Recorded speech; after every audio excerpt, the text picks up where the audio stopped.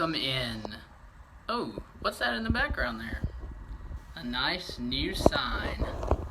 My wife helped me make that. Looks really beautiful. Nice little bit of branding there. Today is the day. The resin pigment has finally arrived, and I am extremely excited to get started on this project. This project has been several days in the making, so you'll see some older video added in here and then what I worked on today.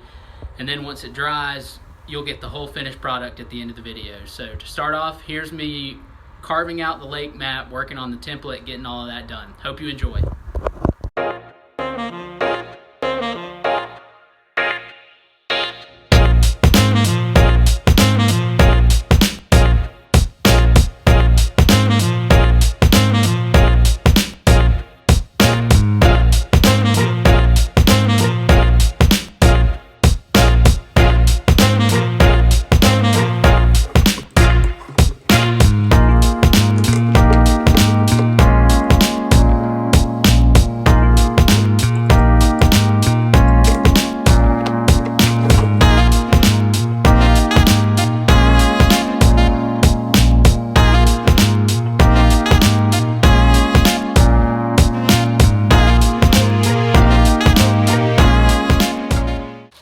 Alright, so let's open this up and see what we got here.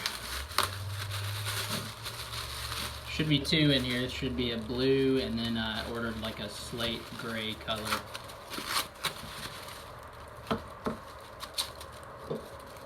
Alright.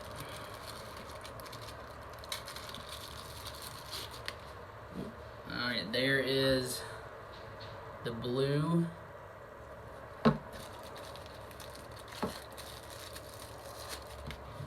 And then there is the gray. So these are mica pigment powders. It's got mica, which is a naturally occurring mineral that's used in a gazillion different things. It's used in some cosmetics.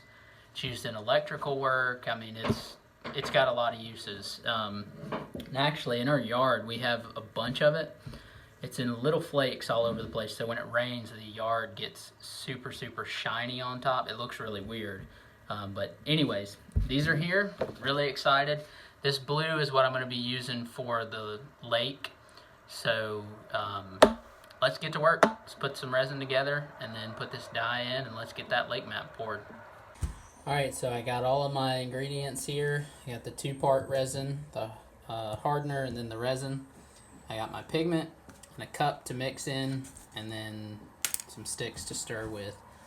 This is 1-to-1 ratio resin. So there's some resin that is a 2-to-1, and that a lot of times is what people use for like countertops or tables, because you get a little bit harder of a product when it's set.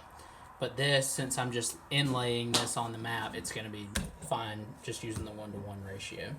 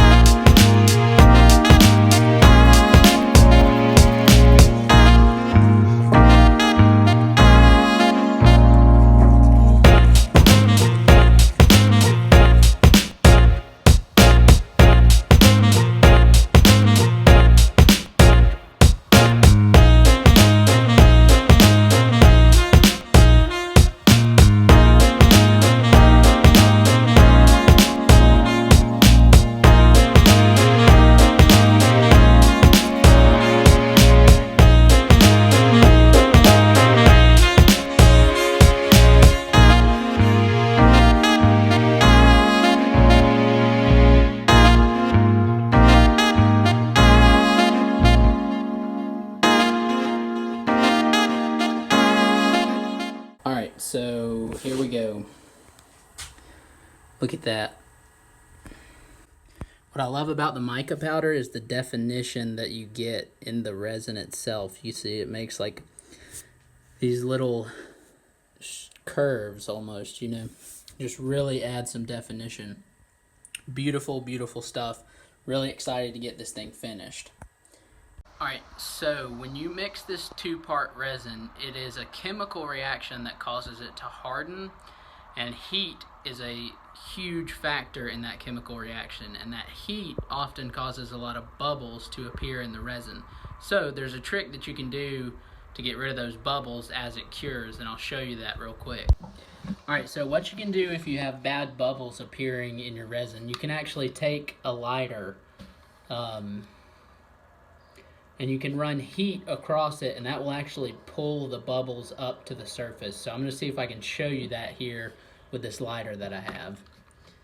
I don't know how well you'll be able to see it. Maybe if I zoom in a little bit you can see it, but this will pull all of those bubbles to the surface and really smooth everything out.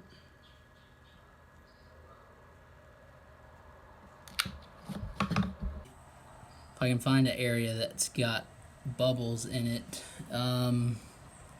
Honestly, I'm really not seeing any that bad in this thing, but maybe if I can show you here, if you run the lighter across that, you can see the resin reacting with it a little bit. You see it kind of move there a little bit. Go over here and slowly move it across. So that's a trick you can use. A lot of people use a torch, which probably would have been better because you get a little bit more even heat, but you can do that. Really neat process. Works great for pulling those bubbles out. Right, so this thing is done. Sadly for me, I have to wait for this thing to dry, which will be probably about 48 hours. For y'all, it'll be just like that. Hey guys, what's up? I am back in the shop. It's been several days since I did that pour. The resin is ready and it looks really cool. It is about 9 o'clock at night. It's pretty late. I'm trying to get some stuff done. We are expecting a baby any day now, so things are pretty crazy around here, but as you can see, it's nice and dark out there. But I'm here gonna get some stuff done. Hopefully I'll get this finished and get this video out for y'all to see. Alright guys, so this thing is done. The resin's had time to dry. It is very hard, but this is what it looks like. I think it's pretty sweet. I'll try to flip the camera around and see if I can show you some of the detail here, but a little bit of overflow. You can see it here and around these edges. I want to get that sanded off, get the edges really clean, and then it'll be ready to put some stain on. Alright, look at this right here. Try to get the camera to focus on that as best I can, but look at that detail. I think that's pretty neat. So, there we go. Alright, if there's one thing that y'all have seen a lot of on this channel, it is sanding. So, I'm not going to video this whole process. I'm just going to get it done, and then we'll see what it looks like, and we'll go from there. Alright guys, this thing is done. I've finished the sanding, and it looks awesome. Check it out. I got all these edges cleaned up really nice. Got the excess resin off here. There was a lot over here. Just really makes this thing look so much better not having that excess and those kind of rounded edges. This really brings them out and makes that detail a lot better. So it's ready to finish. I just need to decide what I'm going to put on it. Probably a wax or maybe a mineral oil. And then this thing's ready to go. I'm going to also burn the title of the lake and then maybe a north arrow on here. But this is it. It is pretty well done. Just need to finish it and add a few final touches. I will add a picture at the end of the video of the finished product so you can see that and tell me what you think. But really pleased with how this project has turned out. It's a first for me, never done this before, but it looks awesome and I'm looking forward to making more of these. So hope you really enjoyed this video. If you want to see more like this, comment below, and thanks for watching.